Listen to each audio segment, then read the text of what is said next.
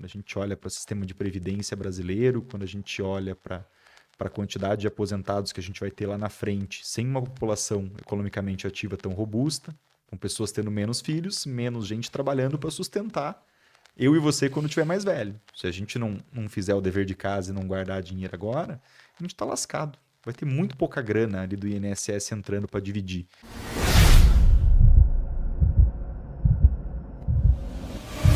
Rafa, tem alguns números, né, que, digamos assim, eu vejo que todo mundo tem que saber. Então, por exemplo, custos fixos que a pessoa tem. É um número que eu acho que todo mundo deveria saber, né? Exatamente. Quais são esses números, você acha? Olha, eu acho que custos fixos é extremamente importante e eu ainda dividiria isso em quanto se gasta por categoria. As pessoas, elas não sabem muito bem o que está acontecendo com o dinheiro delas. E é muito doido isso, porque a pessoa trabalha 8, 10, 12 horas por dia. Você vê aqui em São Paulo, a galera sai de casa às 5 horas da manhã, pegar busão e às vezes chegar 10 horas da noite em casa. Aí você pergunta, tá, mas beleza, você faz isso para ganhar dinheiro. E onde que você está gastando esse teu dinheiro? Me mostra teu planejamento. Você consegue fazer isso em 1h30, 2 ali. Você senta num sábado pela manhã, você vê tudo que você gastou no mês, você começa a fazer conta com isso.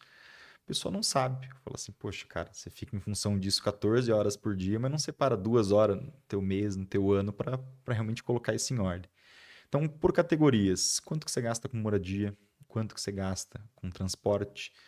Quanto que você gasta com a tua saúde? Quanto que você gasta com a tua alimentação? Quanto que você gasta, por exemplo, com roupa ao longo do ano? Quanto que você gasta, né, com presentes, doações? Né? Você sabe que todo ano os teus familiares, tua namorada vai fazer aniversário, vão fazer aniversário, você vai precisar Verdade. comprar presente. Aquilo pode estar planilhado. Não só pode, como deve, porque aí você vai conseguir enxergar coisas que normalmente você não enxerga, devido ao exercício de organização. Você vai falar assim, caramba, essa conta de luz tá alta. Eu vi uma diferença de quase R$ 200 na minha conta de luz entre utilizar ar-condicionado e não utilizar. Ela foi de R$ 250 mais ou menos para R$ 68 a minha conta. Ah, foi por isso que a minha namorada falou, nossa, a conta de luz veio barata esse mês. É porque a gente não ligou o ar. Verdade. Então, ar-condicionado é um negócio bem absurdo. E eu, É. inclusive, fazia as contas, né, de quanto queria custar. Agora até já me fugiu esse número, mas quando eu coloquei os ares condicionados, eu sabia assim, bom, meu uso por dia desse ar-condicionado vai me custar aqui mais ou menos uns R$ 8, R$ 7 por dia, se eu utilizar ele durante todo o meu período de trabalho. Isso aqui vale a pena? Cabe no meu bolso? Faz sentido? Quanto você ganha seus 15, 20, 25 mil? Tranquilo.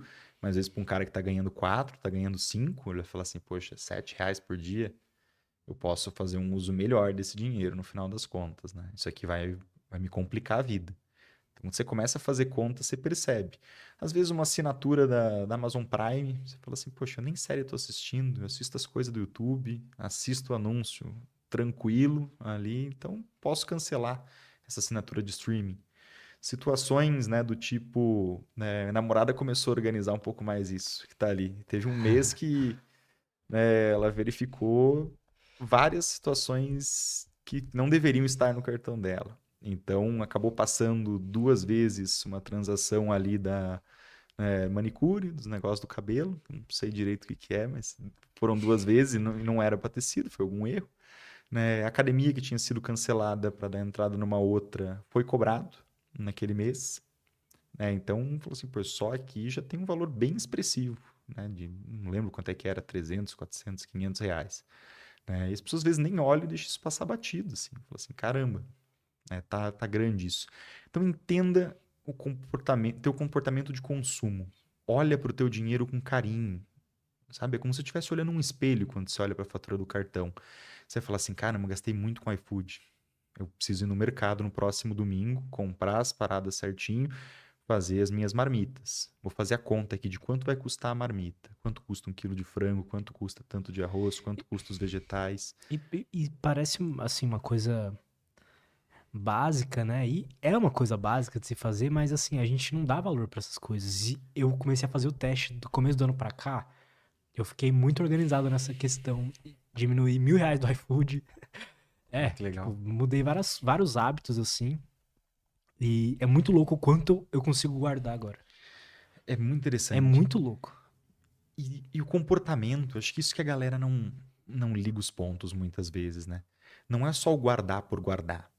Quando você já tem um entendimento maior de que esse dinheiro pode trabalhar por você e que no final das contas, né? Até prestem atenção aqui, bem rapidinho. Isso aqui funciona de uma forma exponencial. Então, o que que acontece? Na verdade, o fator tempo, ele está na casa exponencial ali da nossa fórmula de juros compostos. Então, aqueles R$ 1.000 a mais que você vai guardando por mês, eles não vão virar só, né, depois de 100 meses, R$ 100.000. Esse troço, ele explode no gráfico. Ele vai ficando gigantesco.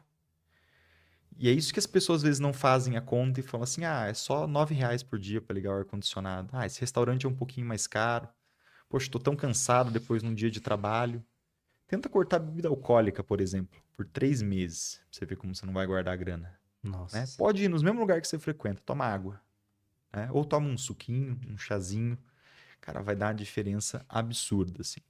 Aí você vai poder decidir. Pô, não, gosto de beber, Rafa, gosto de tomar alguma coisa quando eu tô socializando, sem exageros, tranquilo, tá no meu cronograma. Show de bola. Mas às vezes você vai olhar ali para a questão financeira e vai falar assim, caramba, nos drink gourmet que eu vou tomando, na cerveja no posto de gasolina na sexta-feira à noite, depois do happy hour, tá a minha viagem dos sonhos desse ano, que eu queria fazer. Tá ali, né, um jantar a mais que eu poderia levar meu namorado, minha namorada. Tá aqui um passeio super legal que eu poderia fazer junto com os meus filhos. Então, quando as pessoas não fazem conta, elas só olham assim, tô com a vida lascada, não tenho grana. E o brasileiro, ele romantiza isso. A gente fala dando risada. A gente vê algumas pessoas famosas ali que eu acho que não fazem nem isso por mal, né? Se aproveita dessa característica para gerar hype, né? Que romantizam o endividamento, que fala em tom de brincadeira ali, assim. Por exemplo, Gustavo Lima. Eu gosto das músicas, acho uma personalidade bem legal, mas que brinca com esse tipo de situação justamente por ser algo que faz parte da cultura do brasileiro. Sim. Só que fazer parte da cultura não quer dizer que não existe um prejuízo direto do ponto de vista do que o que a gente já vem encontrando e o que pode ficar cada vez pior. Quando a gente olha para o sistema de previdência brasileiro, quando a gente olha para a quantidade de aposentados que a gente vai ter lá na frente, sem uma população economicamente ativa tão robusta, com pessoas tendo menos filhos, menos gente trabalhando para sustentar eu e você quando tiver mais velho. Se a gente não fizer o dever de casa e não guardar dinheiro agora, a gente está lascado. Vai ter muito pouca grana ali do INSS entrando para dividir entre um monte de velhinho que antes morria com seus 60, 70 anos e agora vive até os seus 80, até os seus 90, até os seus 100. Ainda mais a gente que pratica Vai atividade vir até os física, 120. treina, faz dieta, vai até os 120. Pensa o INSS. Eu agora estou pagando o teto do INSS por as mudanças ali, acabei chegando no teto. Né? Os caras vão ter que me engolir até os 120 anos. Assim, né? Não largo ali a mamata. Só eles vão ter que chegar e falar assim: olha, Rafa, eu sei que a gente combinou contigo um valor aí, que você pagou direitinho tudo que precisava pagar, mas ó, estamos sem grana, cara. O país tá numa situação difícil, não tem o que a gente possa fazer. A gente vai precisar fazer o quê aqui agora? A gente vai fazer uma reforma da Previdência. A gente já viu esse filme no passado, a gente vai passar por várias reformas da Previdência, porque todo país precisa mudar as regras. A conta ela não é feita para fechar. A conta ela assim, vamos desse jeito, não ficou tão bom. Lá na frente a gente vê o que acontece. E como vai ficando cada vez mais difícil de pagar essa conta da Previdência das pessoas, né, você vai tendo que reajustar. Rafa, eu sei que eu prometi para você que eu ia te entregar aqui R$ 8.000 por mês da tua aposentadoria com que você contribuiu no INSS.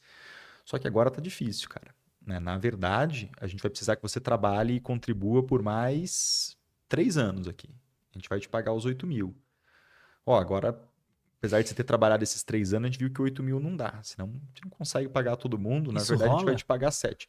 Reforma da Previdência é isso. E você fala assim, poxa, então os caras são malvados, né, Rafa? Não tem jeito, a conta não fecha. É tipo, por exemplo, você não está faturando, aí você tem teus funcionários aqui. Você fala assim, gente, a gente tem 2 caminhos. Ou a gente manda todo mundo embora e fecha a empresa, ou a gente dá um jeito de renegociar o quanto todo mundo ganha. Quando essa conta ela é explícita, isso fica natural ali. Fala assim, não, entre ficar desempregado, eu acredito que no projeto isso vai dar certo ficar desempregado e ganhar menos, eu prefiro ganhar menos, vamos trabalhar para reestruturar a empresa. Só que como essa conta ela não é clara para a maioria das pessoas da Previdência, você fica naquela de, combinado não sai caro, o governo vai ter que cumprir com o que ele combinou comigo. Só que ele combinou sabendo que essa conta não vai fechar. Você não viu os protestos na França que aconteceram agora? Mas eu não sei por que que é. Teve dois momentos, né? O segundo agora foi porque mataram um jovem que era acusado de tráfico de drogas e tal, mas 17 anos, estava dirigindo sem carteira, Aham. então deu um bafafá danado. Antes disso era por causa da reforma da Previdência. Hum. Aumentar o tempo de aposentadoria do pessoal. Que o Macron, quando ele foi eleito, ele era contra, mas provavelmente ele fez conta e falou assim, não dá para ser contra, porque chega uma hora que não tem como, assim, sabe? Tipo você ser contra o cálculo de macros que o teu nutricionista te passa. Você fala assim, não, eu quero emagrecer. Né? Mas não dá. Esse cálculo aqui que você fez, refaz aí, que isso aqui é muito pouca comida. Fala assim, Não tem cara, como, não né? tem como, cara. É a conta, sabe? Então, eu acho que essa consciência das pessoas, quando elas começam a entender isso, você fala assim, bom, né, o o problema é meu. Eu vou ter que resolver minha vida. Sou a única pessoa que pode dar conta disso. Então, se eu não realmente começar a guardar a grana agora, minha vida vai ser muito complicada lá na frente. Então, eu vou começar a guardar dinheiro, vou começar a me organizar. Esse pensamento de não depender, né, de nada externo é a melhor coisa para o indivíduo. Exatamente. E entender que à medida que você vai acumulando patrimônio, a vida vai ficando mais tranquila.